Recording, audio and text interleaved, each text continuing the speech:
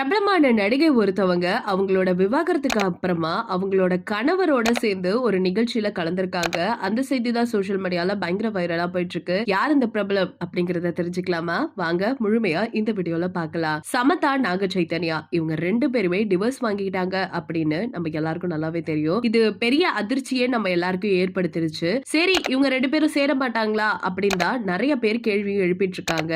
ஆனா இன்னைய வரைக்கும் அதுக்கான எந்த ஒரு விஷயத்தையுமே இவங்க வெளிப்படையா சொல்லவே இல்ல. ஆனா ஒரு விஷயம் மட்டும் இப்ப வரைக்கும் புரியல.